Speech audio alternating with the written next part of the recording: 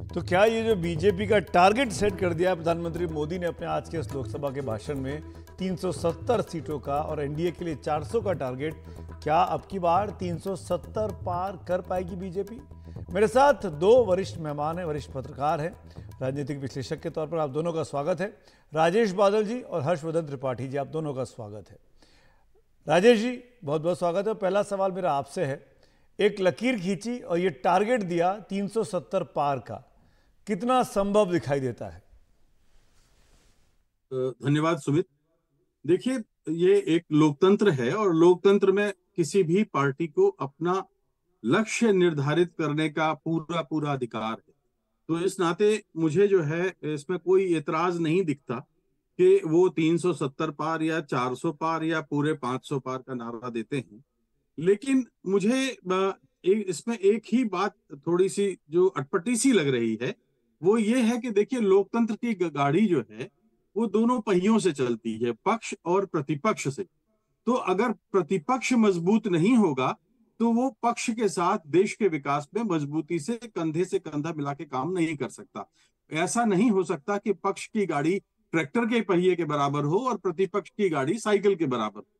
हमने देखा है अतीत में कि नेहरू जी जब प्राइम मिनिस्टर होते थे और हमारे संविधान के निर्माता डॉक्टर भीमराव अंबेडकर एक दूध के कारोबारी से चुनाव हार गए थे, तो खुद नेहरू जी ने प्रतिपक्ष को मजबूत करने का काम किया था और उनको सदन में लाए थे। राजीव गांधी ने अटल बिहारी वाजपेयी के साथ जो व्यवहार किया वो कोई छिपी हुई बात नहीं है।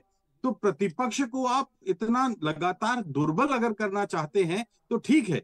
लेकिन राजेश जी, आप जो बात कह रहे हैं, अगर दोनों पहिए बराबरी के होंगे और दोनों पहिए एक दूसरे का सम्मान करेंगे तो फिर काम कैसे चलेगा? फिर आपको 273 हो जाएंगे तो काम कैसे चलेगा?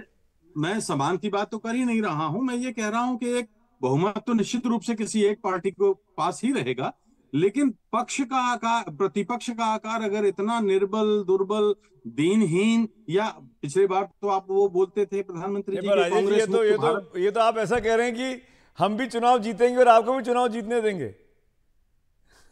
हमारे देश की तो परंपरा यही है सुमित जी। ऐसा नहीं है कि किसी ने कहा हो कि प्रतिपक्ष साफ हो जाएगा। लोकतंत्र में प्रतिपक्ष रहेगा ही नहीं, ये भावना, क्योंकि उन्हीं की पार्टी के राष्ट्रीय अध्यक्ष बिहार में बोल के आए हैं कि सारी पार्टियां खत्म हो जाएंगी, छोटी पार्टियां। तो ये लोकतांत्रिक भावना तो नहीं है बिहार में जो बोला है उन्होंने, जेपी नड्डा जी ने। मैं हर्षवर्धन जी को लेके आना। हर्षवर्धन जी, आप राजेश जी की बात के जो जवाब देंगे वो तो आपके ऊपर है, मैं उसका काउंटर आपसे पूछ नहीं रहा हूं। लेकिन मैं ये जरूर जानना चाहूंगा कि 370 कैसे पहुंचेगी बीजेपी, जो इस वक्त अपने पीक पर दिखाई दे रही है? क्या इस बार दक्षिण भारत में इनरोड्स बनने वाले हैं? तो मुझे देखिए, राजेश जी ने जो बात कही है वो शायद उस संदर्भ में ठीक है कि हम लोकतंत्र को कहते हैं तो प्रतिपक्ष होना चाहिए, विपक्ष होना चाहिए, लेकिन विपक्ष संख्या बल से नहीं तय होता है। क्योंकि अगर विपक्ष संख्या बल से तय होता तो फिर पहले चुनाव में नेहरू जी की पार्टी कांग्रेस 364 सीटें जीत लेती और सीपीआई 16 सीटें जीतती। तो ऐसा नहीं है कि विपक्ष नहीं रह गया। उस वक्त अपने विचार पर, अपनी जो बुनियाद थी उस पर पक्के खड़े नेता थे जो जवाहरलाल नेहरू को चुनौती दिया करते थे, जो बताते थे कि आपकी नीतियां कहां कहां खराब हैं। इंदिरा गांधी की भी बड़ी सीटें आई थी। राजीव गांधी ने भी रिकॉर्ड जीत हासिल कर ली थी जब इंदिरा गांधी जी की हत्या हो गई थी, लेकिन तब भी उनको बताने वाले थे।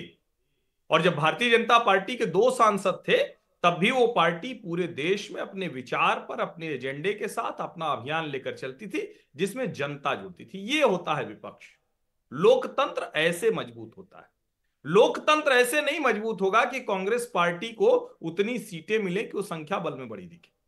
और मुझे लगता है कि अभी की जो स्थितियां हैं उसमें जब प्रधानमंत्री नरेंद्र मोदी इस नारे को कहते हैं कि अब की बात 370 पार भाजपा और 400 पार एनडीए, अभी हमारे कई मित्र, मतलब जो बहुत विद्वान मित्र हैं, पत्रकार हैं, वो हमसे एक सवाल बार बार पूछते, हो सकता है सुमित जी आपसे भी पूछ रहे हो।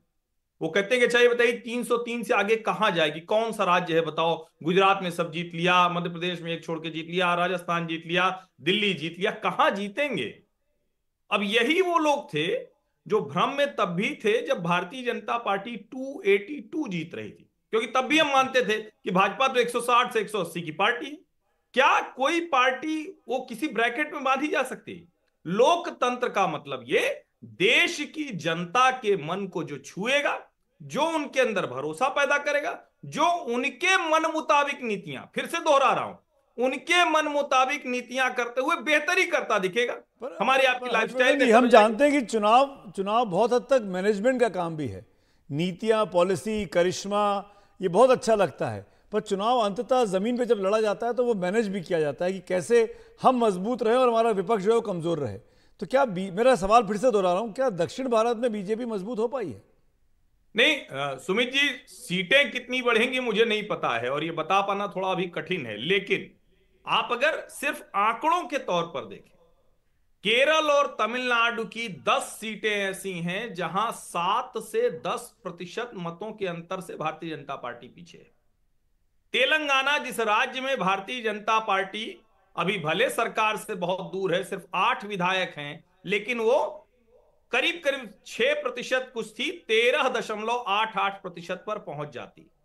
इसका सीधा सा मतलब ये कि जिस भारतीय जनता पार्टी को आप काऊ बेल्ट या हिंदी पट्टी की पार्टी कहते थे, वहां बढ़ी। और एक चीज मैं याद दिलाऊं, अगर जिस तरह की स्थिति दिख रही है तो सिर्फ उत्तर प्रदेश में भारतीय जनता पार्टी के पास 16 सीटें बढ़ाने का विकल्प है। 62 प्लस 2 64, 80 की 80। एक लास्ट कमेंट राजेश जी का। राजेश जी, दक्षिण भारत में जैसे जो बात हर्षवर्धन कह रहे हैं, बीजेपी का प्रचार प्रसार और वोट का परसेंटेज बढ़ रहा है 24 में। देखिए, दक्षिण भारत की जहां तक बात है, भारतीय जनता पार्टी कई दशकों से, जब से बनी है हम लोगों ने तब से देखा है कि वो दक्षिण में अपना जनाधार बढ़ाने का प्रयास करती रही है। अभी तक उन प्रयासों के मुताबिक अनुकूल कामयाबी तो उसको नहीं मिली, लेकिन इस बार मुझे जो ऐसा लग रहा है कि जैसे आपने अभी बताया कि न केवल दक्षिण भारत में बल्कि पूरब में उनकी हो सकती है कि कुछ सीटें बढ़े या कुछ मत प्रतिशत बढ़े, लेकिन वो इतना उल्लेखनीय होगा कि वो कोई बहुत चमत्कारिक होगा, ऐसा मैं तो नहीं समझ सकता अभी।